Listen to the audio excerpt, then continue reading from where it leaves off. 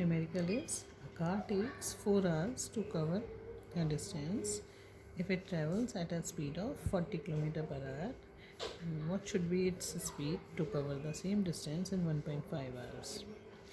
So I have given a speed 40 km per hour and we have to complete a distance in 4 hours. It completes this distance in 4 hours and we have to find a speed to cover the same distance in 1.5 hours.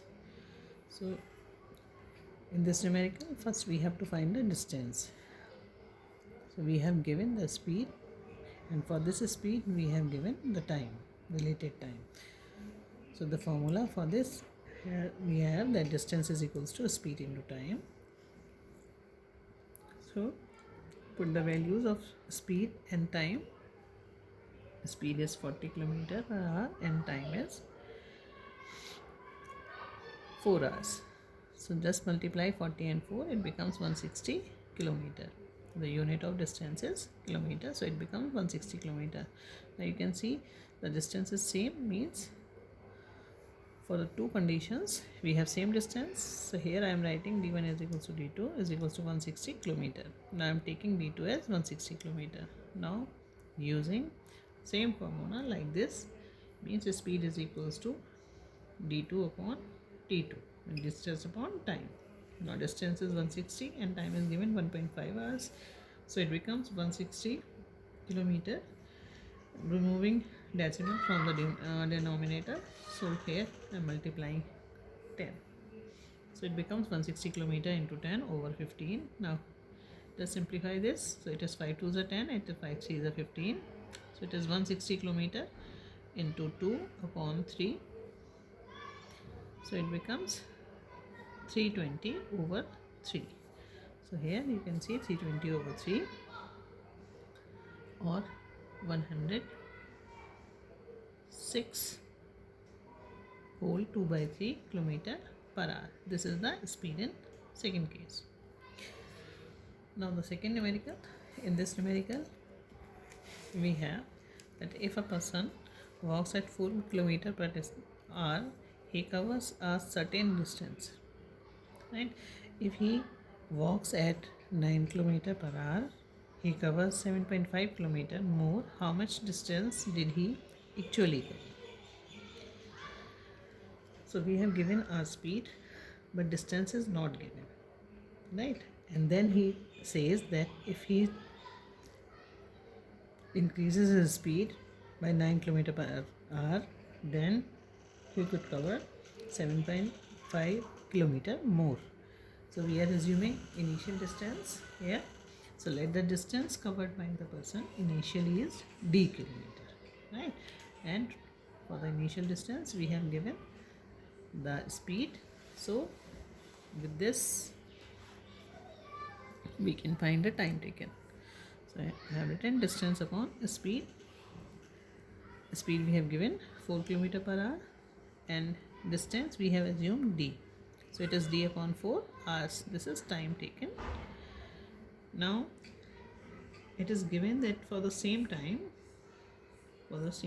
if he increases his speed, then he can cover 7.5 km more. So now the new speed is 9, distance covered is initial distance plus 7.5 km more upon time. Time is same like first one, so it is d upon 4. Now we have to simplify this value, so we have to take this denominator into the numerator, so it becomes 4 multiplied by d plus 7.5 over d. Now cross multiplying, it becomes 9d is equals to 4d plus 30. Now taking 4d in left hand side, so it becomes 5d is equals to 30, or d is equals to 30 upon 5, or it gives 6. So the distance, initial distance is 6 km. Now the next numerical, it is given a train leaves from a station and moves at a certain speed. And after 2 hours, another train leaves from the same station and moves in the same direction at a speed of 60 km per hour. Right? If it catch up with the first train in 4 hours, what is the speed of the first train? We have given first train moves from a station and moves with certain speed.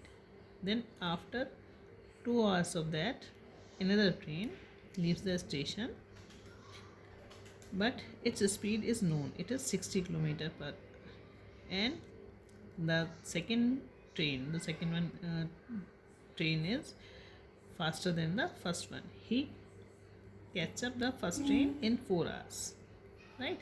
So the speed of first train is not known and we have to find it. Now you can see the speed of first train is v. This we are assuming this is v kilometer per hour. We have to write the units also. Now the distance covered by first train is equals to distance covered by second train means distance traveled by both the train is same but the time is different. Here you can see the time taken by first train is 2 plus 4, that is 6 hours, and the time taken by second train it is 4 hours. So we have to use the formula to find the distance. It is speed into time for both the trains. For first train I am writing speed 1 and time 1, and for second train I am writing speed 2 and time 2. So it is speed v that we are assuming here into 6 because time taken by first train is 6. Now for the second train it is given that its speed is 60 and the time taken by second train is 4. Now v is equals to 60 into 4 over 6. We can cut 6 and 60. We get 10. So 10 into 4 we got 40 km per hour. So the